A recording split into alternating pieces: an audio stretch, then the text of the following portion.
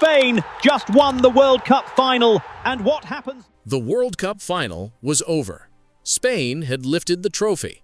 Argentina had lost. But what happened after the final whistle may have created a crisis FIFA never wanted. Because while millions of fans were celebrating or mourning the result, something completely different was unfolding on the pitch. Tensions exploded. Players confronted each other. And now FIFA has opened disciplinary proceedings against several members of the Argentina camp. Leandro Paredes, Nahuel Molina, Roberto Ayala. 3 major names, and the allegations are serious. But here is the question nobody can ignore. What exactly happened after the final that turned a moment of football emotion into a FIFA disciplinary case? Was it simply frustration after a heartbreaking defeat? Or did some players cross a line that FIFA could no longer ignore? And if FIFA decides to punish them, how far could this go? The story begins immediately after the final whistle. A World Cup final is unlike any other football match. Every movement is watched. Every reaction is recorded. Every confrontation can become a global headline within seconds. And for Argentina, this was already an emotional night. They had just lost the biggest match in international football. The pressure was enormous. The disappointment was even bigger. But then, the atmosphere changed. What had been a football match suddenly became a confrontation. And FIFA took notice. The first major name to face the spotlight was Leandro Paredes. Paredes is one of Argentina's most experienced players. But this time, his name was not making headlines because of a goal, an assist, or a performance. It was because of FIFA disciplinary proceedings. Reports say Paredes is facing 3 assault charges connected to the incidents after the final. 3. And that number immediately raises a much bigger question. What did FIFA see that made the situation serious enough for multiple charges? Was it a brief emotional reaction? Was the confrontation completely out of control? Or did the incident go much further than fans realized? There is one important point that must be understood. A charge is not the same as a conviction. FIFA has started proceedings. The final punishment has not yet been decided. And that means the next stage of this story could be even more important than the controversy itself. Because Paredes was not the only Argentina player caught in the investigation. Nahuel Molina is also facing FIFA proceedings. Reports say Molina has been charged with 2 counts of assault, along with an unsporting behavior charge. Now the situation looks very different.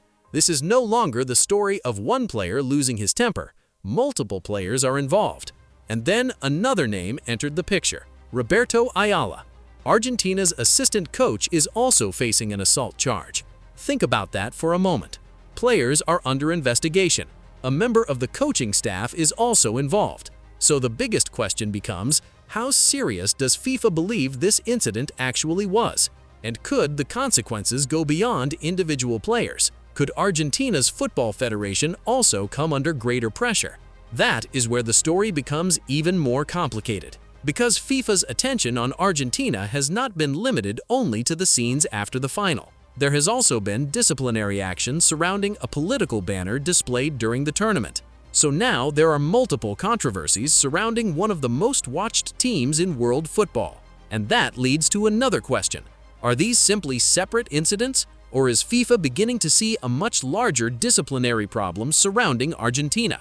Football has always been emotional. Players lose their tempers. Finals create extraordinary pressure. Defeat can produce frustration. But there is a line between emotion and misconduct. And FIFA's job is to decide where that line was crossed. Was the confrontation simply part of the chaos of a World Cup final? Or did certain actions go beyond what football can accept? That is the decision FIFA now has to make. And whatever decision comes next will attract global attention. Because if FIFA comes down hard on Argentina, fans will have questions. If FIFA goes easy, critics will have questions. And if some of the allegations cannot be proven, then a completely different debate will begin. That is why this story is bigger than a few players arguing after a match. It's about how the game's governing body applies its rules when the biggest names are involved. Because football says the rules apply to everyone. But now comes the real test. Do those rules remain exactly the same when the players on the other side are World Cup stars? That is what millions of fans will be watching. Argentina is not an ordinary football team.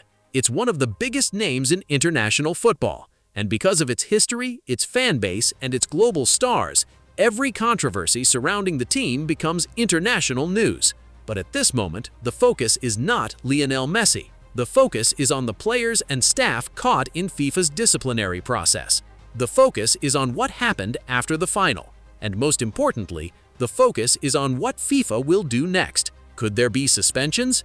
Could there be financial penalties? Could there be additional disciplinary measures? Could this affect Argentina's future international matches? Or will the investigation eventually show that some of these allegations do not justify major punishment? Nobody knows the final answer yet.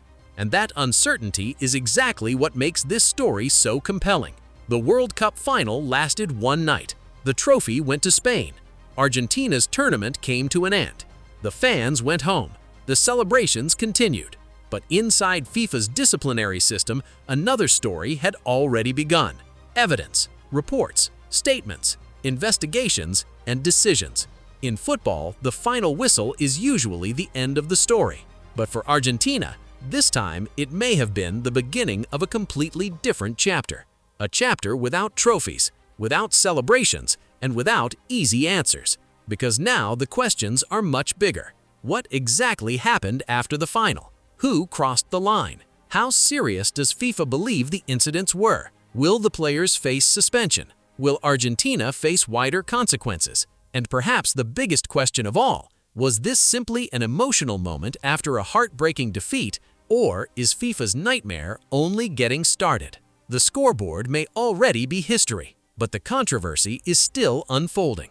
And when FIFA finally delivers its decision, the world will not only be watching the punishment, it will be watching the principle behind it. Because the real test is not whether FIFA can punish players.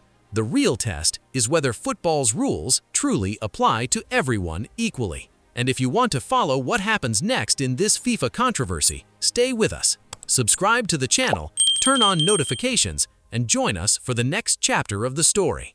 Because sometimes the final whistle isn't the end. It's where the real story begins.